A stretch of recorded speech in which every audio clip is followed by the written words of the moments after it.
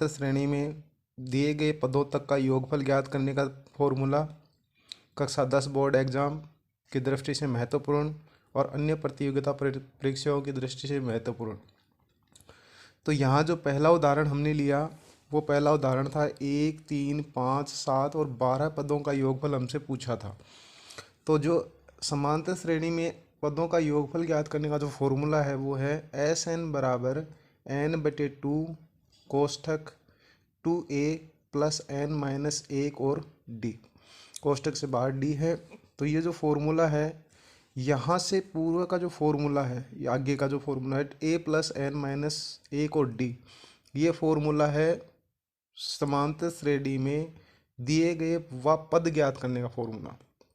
तो जैसे कि हम पहले भी वीडियो में भी हम ज्ञात कर चुके हैं कि n क्या होता है, a क्या होता है और d का मान क्या होता है। तो हमें इसमें SN, तो पहले हमें इनका मान ज्ञात करना होगा। तो मान ज्ञात करने के लिए a, जो पूर्व वीडियो में मैंने बताया था, श्रेणी का या श्रेणी का प्रथम पद, श्रेणी का प्रथम पद, ये तो कहलाता है a, जिसका मान होता है, जो दिया गया मान है वो मान है 1।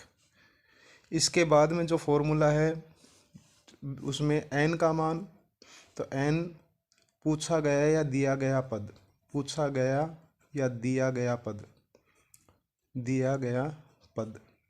तो यहाँ जो दिया गया पद है वो है 12, क्योंकि हमें 12 पदों का योग ज्ञात करना था। तीसरा जो मान होता है वो होता है सार्वय अंतर, यानी जिसका मान होता है d, सार्वय अंतर। अब इस श्रेणी में प्रत्येक पद में क्या जोड़ा गया है या क्या घटाया गया है, तो इसमें क्या तो जोड़ा गया है क्या घटाया गया है, तो इसमें स्पष्ट नज़र आ रहा है कि प्लस के 2 जोड़कर हर अगला पद प्राप्त किया गया है। तो इस प्रकार से हम a एंड d यानी एंड का मान हम ज्ञात कर सकते हैं। तो S12 है, फॉर्मूला लिखा हुआ है S12 है, यानी 12 पदों का योग, सम ऑफ 12 है, यानी समांतर श्रेणी में 12 पदों का योग। तो n का मान फिर 12/2, फिर 2a यानी 2 गुणा पहला पद, 2 गुणा a का मान 1 प्लस n का मान फिर 12 -1 और सार्वय अंतर इसमें 2। तो इस प्रकार से हम इसको लिख देंगे, जो भी मान हमने ज्ञात कर लिया। अब सेकंड स्टेप में हम इनको जोड़ बाकी गुणा भाग जो भी बोडोमास नियमानुसार आ जाता है। तो 12/2 का जो मान आता है वो तो आता है 6। फिर उसके बाद 2 को 1 से गुणा किया 2 प्लस 12 में से 1 गया 11, और कोष्ठक से जस्ट बाहर 2 है तो 11 गुणा 2। अब इसको हम हल कर लेते हैं। तो 6 बड़ा कोष्ठक 2 प्लस 11 का 2 से गुणा किया 22। हल करते जाएंगे जो भी नियम अनुसार, सबसे पहले भाग का हल कर लिया था, फिर गुणा का चिन्ह आया तो गुणा को हल कर लिया, फिर गुणा का चिन्ह आया गुणा को चिन्ह हल कर लिया। अब प्लस और माइनस का चिन्ह बचता है, तो 6 गुणा कोष्ठक भी हट गया और 22 और 2 को जोड़ देंगे तो 24। अब 22 और 2 को जोड़ने के 24 आ गए। तो 24 और 6 को जब हम गुणा कर देते हैं तो हमारे पास जो मान आता है वो आता है 144। तो हम ये कह सकते हैं कि SN का जो 12 पद था, 12 पदों का योगफल जो था वो 144 आएगा। इसके बाद हमारे पास जो दूसरा एग्जाम्पल है, एग्जाम्पल नंबर 2, जो दिया गया था 8, 3, -2, और इसमें हमें पूछा था 22 पदों का योग, 22 पदों का योगफल। इसमें भी हम वही प्रोसीजर अपना लेंगे। तो 22 पदों का योगफल ज्ञात करने के लिए हमें जो श्रेणी दी गई है उस श्रेणी के अकॉर्डिंग हमारे पास वो का वो फॉर्मूला अपनाएंगे। SN बराबर n/2 कोष्ठक 2a प्लस n-1 और d। जब हम इनको ज्ञात कर लेंगे तो SN का जो मान दिया हुआ था वो तो हमें दिया हुआ है 22। अब इसके बाद जो टॉपिक आ रहा है अपने पास, 1 का मान उसी श्रेणी में इसी प्रकार से लिख लेंगे। तो समांतर श्रेणी में 1 का जो मान है दूसरे में, ये पहले प्रश्न वाले का क्लियर हो गया। अब सेकंड प्रश्न में जब हम ज्ञात करते हैं तो समांतर श्रेणी का पहला पद वो तो है 8, n यानी दिया गया पद उसका मान है 22, और तीसरा जिसमें सार्वय अंतर है, अब इसमें सार्वय अंतर परस्पर घटता हुआ है कि 8, 3, -2, तो यहाँ 8 में क्या घटाएं, कि वो 3 आएगा, तो इसका सार्व अंतर आ गया -5। अब ये ज्ञात हो गया, तो अब इसको हम लिख देंगे 22/2 और 2a, तो 2 गुणा 8 प्लस n-1, तो फिर 22-1 और d का मान -5। अब हम इनको जोड़ बाकी गुणा भाग जो वही प्रोसीजर अपना लेंगे। चिन्हों का विशेष ध्यान रख लेना। तो 22/2 का मान आगे लिख देंगे, वैसे 11 होता है, जैसे हमने इसमें पहले वाले में किया था 6 मान, वैसे इसमें भी आ जाएगा 11। इसको गुणा किया, 2 को 8 से गुणा किया 16 प्लस 22 को 1 से घटा देंगे, तो ये मान आ गया 21 गुणा -5। अब 21 ये गुणा का चिन्ह है, तो इसको कोष्टक में रख लेंगे। तो 22 को अब 11, इसके बाद कोष्टक 16 प्लस या माइनस, इनको जब गुणा किया तो 21 प्लस के और माइनस के 5, तो चिन्ह तो आएगा इसमें माइनस का, क्योंकि प्लस और माइनस के चिन्ह को गुणा करते हैं तो उसका मान हमेशा सदैव माइनस में आता है। तो 21 को जब 5 से गुणा किया तो 105। अब इनमें से 16 में से 105 घटाएंगे तो निश्चित है कि संख्याएं माइनस की आएंगी, क्योंकि ये हमने पूर्णांक संख्याओं की विशेषताओं में पढ़ा था कि दो चिन्ह अगर अलग अलग हैं तो उन चिन्हों को हम अलग अलग याद करेंगे। तो एक चिन्ह प्लस का और एक चिन्ह माइनस का, तो दोनों संख्याएं परस्पर घटती हैं और चिन्ह वो आता है जो बड़ी संख्या से पूर्व लिखा होता है। तो चिन्ह तो माइनस का आ गया। इसके बाद में 105 में से 16 घटाएंगे, तो जब 105 में से 16 घटाएंगे तो हमारे पास मान आता है -89। अब इस -89 को 11 से गुणा करेंगे, फिर देखिए चिन्ह क्या आएगा। 11 जो है वो चिन्ह है प्लस का और गुणा कर रहे हैं -89, चिन्ह तो आ गया इसका माइनस। चिन्हों का विशेष ध्यान रख लेना, पहले ही कहा था कि बोडोमास नियमानुसार चिन्हों में विशेष है और गुणनफल की दृष्टि से भाग जब हम करते हैं तो माइनस गुणा माइनस प्लस होता है, प्लस गुणा माइनस बराबर माइनस होता है।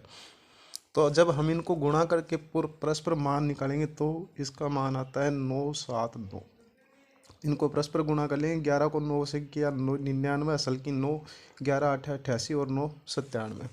तो इस प्रकार से हम सेकंड क्वेश्चन का भी हल निकाल सकते हैं। अब चूंकि थर्ड जो प्रश्न है वो प्रश्न इस प्रकार से है कि इसमें समांतर श्रेणी हमें एक बट भिन्न के रूप में दी गई थी। तो थर्ड प्रश्न का हम इस प्रकार से हल कर लेते हैं कि थर्ड प्रश्न जो दिया गया था, तो थर्ड प्रश्न हमारे पास टॉपिक ये बना लेते हैं थर्ड। श्रेणी कौन सी है वो लिख लीजिए। श्रेणी है हमारे पास 1/15, कोमा 1/12, कोमा 1/10, फिर लास्ट घटते घटते ये हमें पूछा है 11 पदों का योग, 11 पदों का योगफल। तो हमारे पास फिर वही प्रोसीजर आ जाता है, हमें योगफल पूछा। याद रखिए 11वां पद नहीं पूछा। अगर 11वां पद पूछता तो इसके लिए मैंने अलग से वीडियो बना रखा है, उसको देखिए कि इस श्रेणी का 11वां पद क्या होगा, तो उसका जो फॉर्मूला अलग है। और इसमें हमें पूछा है 11 पदों का योगफल। तो SN बराबर n/2, क्योंकि श्रेणी लिखी हुई है, श्रेणी के अकॉर्डिंग इसका मान निकालने का फॉर्मूला ये है, SN बराबर n/2 2a प्लस n-1 और d। अब यहाँ हमें फिर वही प्रोसीजर करना है। a बराबर श्रेणी का प्रथम पद, श्रेणी का प्रथम पद जो a कहलाता है, उसका जो मान आता है वो लिख लीजिए। तो श्रेणी का जो प्रथम पद है उसका मान है 1/15। फिर आ जाता है n का मान, यानी पूछा गया या दिया गया पद, दिया गया पद। तो यहाँ n का जो मान है वो है 11, क्योंकि इसमें 11वां पदों का योग हमें पूछा है। और d का अर्थ होता है सार्व अंतर, सार्व अंतर d, यानी AND हमें फिर ज्ञात करना है। तो सार्व अंतर इसमें हमें स्पष्ट रूप से दिखाई नहीं दे रहा, 1/15 फिर 1/12 1/10। तो सार्व अंतर का जो फॉर्मूला है वो है किसी भी अगले पद में से पहले वाले पद को घटा देना। जैसे पहले वाले CD में लिखते हैं तो 1 3 5 7, तो 3 में से 1 गया 2, 5 में से 3 गया 2, या 7 में से 5 गए तो फिर 2। तो इस प्रकार से हम सार्व अंतर, सामान्य श्रेणी होती है या क्रमबद्ध होती है तो उसको तो हम संख्या रूप से घटाकर या जोड़कर देख सकते हैं। लेकिन अगर भिन्न संख्या है तो उसका सार्व अंतर निकालने का जो फॉर्मूला हमें अपनाना पड़ेगा वो आता है किसी भी अगले पद में यानी A2 माइनस A1। अगले पद में से पहले पद को घटा देंगे, या फिर A3 माइनस A2। तो जब हम इनको घटाएंगे तो सार्वअंतर हमें निकालना, पहला इसका काम तो ये हो गया। तो A2 तो यानी 1/12 माइनस 1/15, यानी श्रेणी का दूसरा पद श्रेणी के पहले पद को घटा देंगे तो हमारे पास सार्वअंतर आ जाए। सार्वअंतर में यहाँ हमारे पास नियम था, नियम अनुसार कि जब भिन्न संख्याओं के बीच में प्लस और माइनस का चिन्ह होता है तो हमें HCF ज्ञात करके हमें इसका मान क्या निकालना होगा। तो HCF 12 और 15 का जो HCF आता है वो आता है 60। 60 में जब 12 का भाग दिया 5 बार तो 5 को 1 से गुणा किया, 5 एकम 5। फिर 60 में 15 का भाग 4 बार तो 4 को 1 से गुणा किया 4। तो हमारे पास जो सार्वअंतर आया वो 1/60 है। या फिर हम अगले टॉपिक पॉइंट से भी हम इस सार्वअंतर को ज्ञात कर सकते हैं।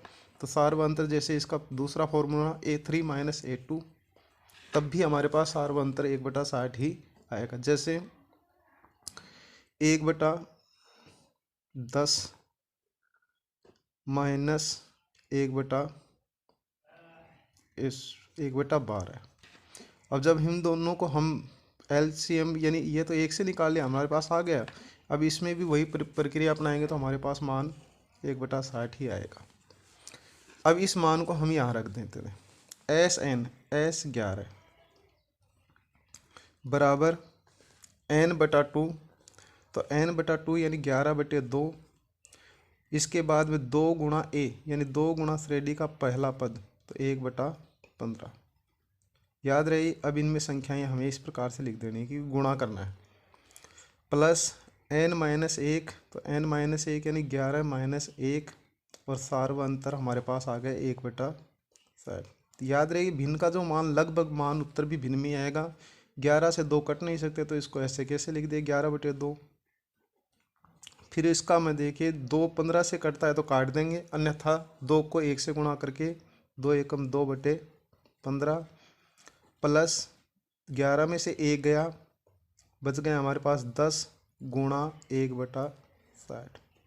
अब इसको हल कर लो, क्योंकि गुणा का चिन्ह है तो 0 से 0 कट जाएंगी। तो 11/2 कोष्टक में आ गया। फिर इसका मान 2/15 प्लस 1/6। ध्यान से देखिए 1/6 इसलिए हुआ कि 10 की 1 शून्य, 60 की 1 शून्य से कट गई, 1/6 मान आ गया। फिर 11/2। अब इनको फिर हल कर लीजिए क्योंकि हमारे पास चिन्ह प्लस का है, तो प्लस का चिन्ह किया तो इसका दोनों का HCF का जो मान आता है 15 और 6 का, जो 15 और 6 का जो HCF मान आया वो आया 30, क्योंकि दोनों से भाज्य है ये संख्या। तो 30 में 15 का भाग दिया 2 बार, 2 को 2 से गुणा कर दिया 4, प्लस 6 में 30 में 6 का दिया भाग तो 5 बार, 5 को 1 से गुणा किया 5। अब इन सब को जोड़कर या घटाकर लिख देंगे, जो जोड़ है तो जोड़ देंगे, घटाएंगे तो घटा देंगे। तो 11/2 गुणा इसका जो मान आ गया वो आ गया 9/30।